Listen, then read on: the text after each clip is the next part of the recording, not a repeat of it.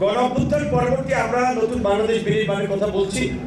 আমরা মনে করি যে এই নতুন বাংলাদেশ বিনির্মাণে সংসদ হবে পলিসি ডিবেটের জায়গা, সংসদ হবে গঠনমূলক রাষ্ট্র সংস্কার, রাষ্ট্র পুনর্গঠনের জায়গা।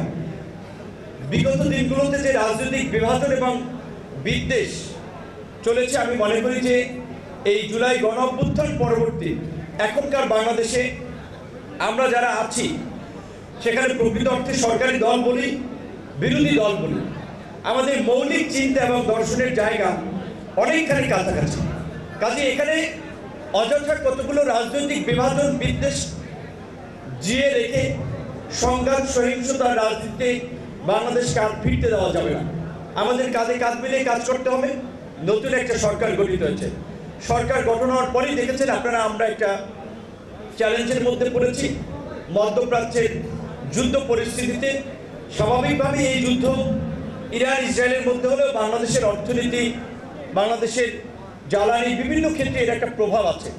কাজে এই নতুন সরকারের জন্য এই চ্যালেঞ্জ সহ মানুষের যে প্রত্যাশা, ইতিমধ্যে আপনারা দেখেছেন যে সরকারের নির্বাচনী অঙ্গীকার অনুযায়ী ফ্যামিলি কার্ড, আগামী 16 তারিখ খাল খনন হচ্ছে, আরও যে সমস্ত কমিটমেন্টগুলো মাননীয় প্রধানমন্ত্রী করেছেন, ইমাম মসজিদদের বেতন হয়তো পাইলট প্রকল্প হিসেবে অল্প কিছু পরিসরে শুরু হয়েছে, but in the long term এটা সম্পূর্ণ পরিকল্পনা বাস্তবায়ন হবে।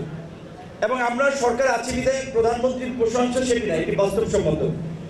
আমরা যেগুলো চিন্তা করছি কিংবা প্রধানমন্ত্রী নির্বাচনের আগে যে কমিটমেন্টগুলো দিয়েছে, এটা শুধুমাত্র একটি রাজনৈতিক দলের ক্ষমতা আসার জন্য কিংবা ভোট পাওয়ার অঙ্গীকার নয়। প্রকৃত অর্থে বাংলাদেশকে তিনি সেই জায়গায় নিয়ে যেতে চান।